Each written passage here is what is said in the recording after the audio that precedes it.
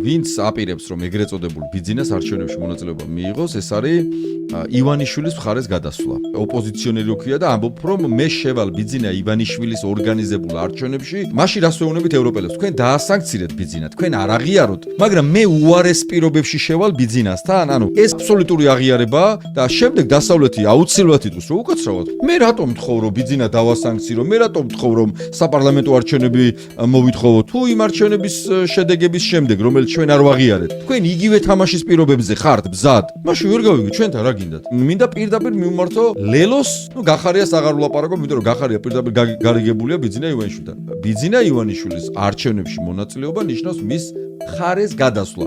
გვინდა თუ არა არჩევნები? არჩევნები გვინდა. არჩევნები, კი, და არა ბიძინა ივანიშვილის სპექტაკლი და მისი მოგონილი და გამოსავალი არის ერთადერთი აი ამ რეალობიდან, როცა ცივილიზებული სამყარო არ აღიარებს და არის სანქციები. ბიძინა ივანიშვილის დამხობა საქართველოს ივანიშვილის გარეშე და აუცილებლად საპარლამენტო არჩევნები, სადაც ივანიშვილი არ ჩაატარებს არჩევნებს. ამ პირობებში, როცა პოლიტპატიმრები ციხეში არიან, მელიამ და ზურა ჯაფარიძემ რა დააშავეს საარჩევნო კამპანია, იმიტომ ვერ უნდა იყვნენ, მაგრამ არ უნდა ბიძინას. მელიამ გვარამიამ, რომელიც რიგშია, უკვე რიგში დგას ხალხი, ხო? რა კოლეგიალობა რომ ვინც ციხეშია, ესე იგი, ვინც გარეთ დარჩება, იმასმა მიიღონ მონაწილეობა არჩევნებში და პოლიტ არჩევნები იწყნენ, კაცო. სამარცხვინოა და არ არსებობს ამაზე არგუმენტი და შეწყვიტეთ ბოდიში და ერთი ადგილის თამაში.